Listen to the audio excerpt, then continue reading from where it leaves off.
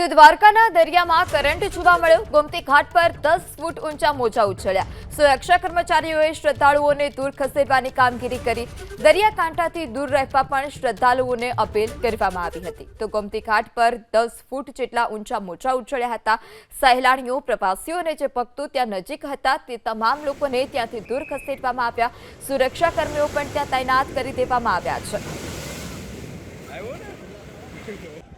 તો દ્વારકાના દરિયામાં ભારે કરંટ જોવા મળ્યો છે। આ સાથે જ ત્યાં પટ વિસ્તારમાં ન જવા પણ પ્રશાસન તરફથી અપીલ કરવામાં આવી હતી, પરંતુ જે શ્રદ્ધાળુઓ હતા ત્યાં નજીક જતા હતા, પોતાના ફોનમાં આ દ્રશ્યો કેદ કરતા હતા, ત્યારે સુરક્ષાના ભાગરૂપે તમામ લોકોને ત્યાં ઘાટ પાસેથી દૂર ખસેડવામાં આવ્યા છે। પોલીસનો પણ બંદોબસ્ત ત્યાં ગોઠવી દેવામાં આવ્યો છે અને દરિયામાં ભારે કરંટ જોવા મળ્યો હોવાને કારણે 10 ફૂટ સુધી ઊંચા મોજા પણ ઉછળ્યા હતા। તો ગોમતી ઘાટ પરના આ દ્રશ્યો કે જ્યાં ઘાટ પાસે લોકો નજીક પહોંચી રહ્યા હતા, ત્યાં સેલ્ફી લઈ રહ્યા હતા, પોતાના મોબાઈલ કેમેરામાં આ દરિયાના દ્રશ્યો કેદ કરતા હતા, ત્યારે જ સુરક્ષા કર્મચારીઓએ શ્રદ્ધાળુઓને દૂર ખસેડ્યા।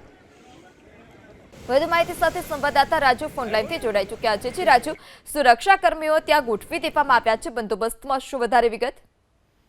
જો વાત કરું તો દ્વારકાનો જે પવિત્ર ગોમતી ઘાટ છે ત્યાં હાલ જે ચોમાસાની સિઝન ને આખરની જે મોસમ હોય છે જેના કારણે મસ્ત મોટા મોજા છે તે ઉછળતા હોય છે। વળી પ્રવાસન સ્થળ હોવાને કારણે મોટી સંખ્યામાં પ્રવાસીઓ છે તે દ્વારકા ખાતે આવતા હોય છે। ત્યારે આજે પણ આ બપોરના સમયે છે તે મસ્ત મોટા જે મોજા છે 10 ફૂટ જેટલા મોજા છે તે ઉછળ્યા હતા અને જેમને કારણે સુરક્ષા કર્મીઓ છે તેમને પર્યટકોને છે તે ખસેડવા મજબૂર થવું પડ્યું હતું। અનેક પ્રવાસીઓ છે પોતાના ફોનમાં સેલ્ફી લેવા અને ફોટા લેવા માટે તે ઉમટી પડ્યા હતા। ત્યારે વહીવટી તંત્ર અને પોલીસ કર્મીઓ છે તેમને તેમાં દરિયાના જે ઘાટ છે તેમનાથી દૂર કર્યા છે અને મોટા મોજા ઉછળતા લોકો આ પ્રકૃતિનો આનંદ માણવા માટે મજબૂર થયા હતા।